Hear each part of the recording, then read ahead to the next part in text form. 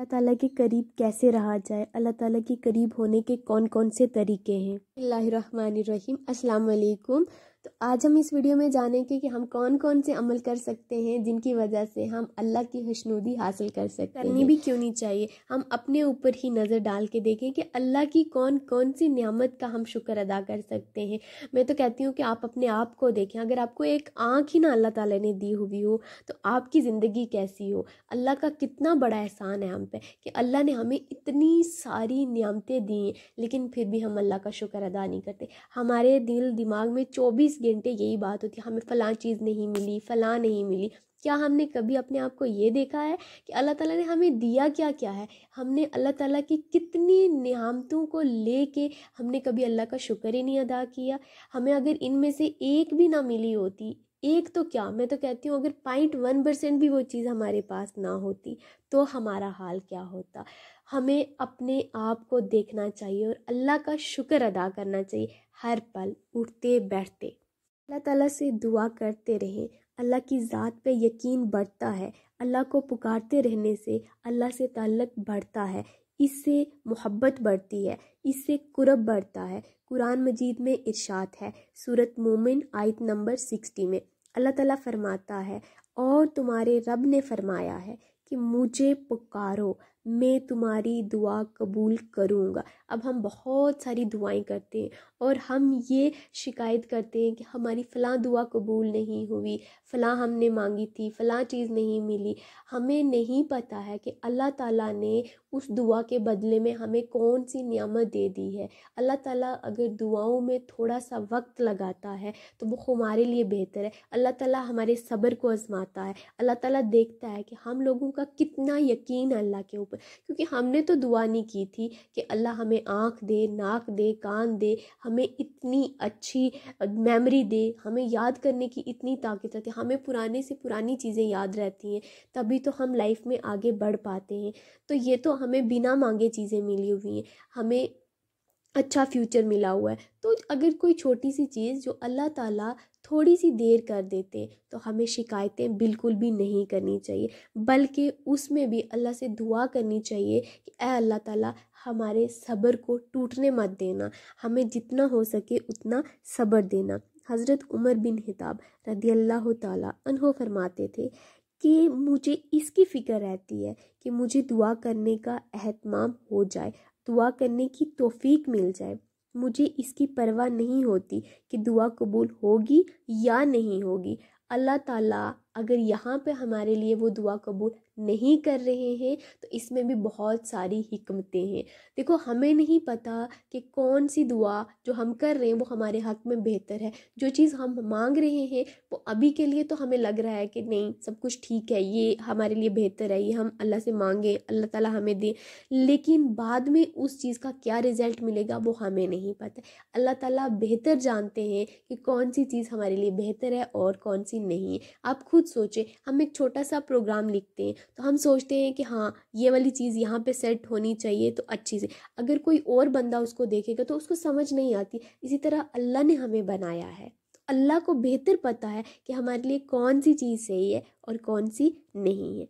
इसीलिए कि जिसे दुआ की तौफीक मिल गई उसे यकीन कर लेना चाहिए, इसकी दुआ कबूल ही कबूल है। अल्लाह ताला यहाँ नहीं कर रहे तो क्या हमारी दुआएं वो कबूल की जाएंगी, उनके बदले में हमें वहाँ पे मिलेगा और उस टाइम हमें अफसोस होगा कि हमने अल्लाह ताला से और बहुत सारी दुआएं की होती जिसका सिला हमें यहाँ मिलता है। अल्लाह पाक कह रहे हैं कि मुझे पुकारो, मैं तुम्हारी दुआ कबूल करूँगा, तो कबूलियत में फिर शक कैसा। जब बंदा दुआ करता है तो दुआ की कबूलियत के असरात उसे नज़र आते हैं तो इसका यकीन और ज़्यादा बढ़ जाता है। सारे टाइम पे हम अल्लाह से दुआ तो मांग रहे होते लेकिन हम बहुत बेध्यानी और गफलत के साथ दुआ मांगते हैं। हमें कैसे दुआ मांगनी चाहिए हमें इसके आदाब ही नहीं पता होते। फिर हम शिकवा ये करते हैं कि हम तो दुआएं कर कर के थक गए हैं लेकिन हमारी दुआ कबूल ही नहीं होती है। नऊज़ुबिल्लाह, हमें पहले दुआ मांगने के आदाब तो सीखने चाहिए। जब बंदा दुआ के आदाब का ख्याल रखे और जिस बंदे को मांगने का तरीका आ गया, अल्लाह पाक के आगे आंसू बहाने और इल्तिजा करने की तौफीक मिल गई तो वो दुनिया से बेनियाज हो जाता है। ایک حدیث میں رسول اللہ صلی اللہ علیہ وسلم نے ارشاد فرمایا، دعا عبادت کا ایک حصہ ہے۔ دعا میں بندہ اپنی فقیری، اپنی عاجزی اور اپنی محتاجی کا اظہار کرتا ہے۔ یہ اللہ کو بہت زیادہ پسند ہے، اور دعا کا فوری اثر یہ ہوتا ہے کہ انسان کا دل پرسکون ہو جاتا ہے۔ اللہ پاک سے رابطے کی مضبوط شکل دعا ہے۔ سب سے مؤثر وظیفہ دعا ہے۔ عبادت کے لیے سب سے جو زیادہ عمل ہے جو اللہ کے وہاں قبول کیا جاتا ہے وہ دعا ہے، اور تمام وظائف کے سردار دعا ہے۔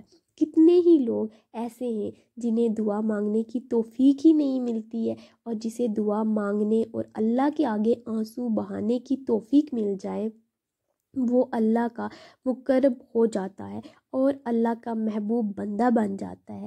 اس لیے حالات چاہے اچھے ہوں یا برے ہوں، غم پریشانیاں ہوں یا خوشیاں ہوں، ہر حالت میں اللہ پاک کو یاد رکھیں، اس سے دعا مانگتے رہیں اور اس کا در کبھی نہ چھوڑے، کیونکہ ہمارے پاس کوئی اور در نہیں ہے جو کہ ہماری دعا کو قبول کرنے والا، جو بھی کرے گا۔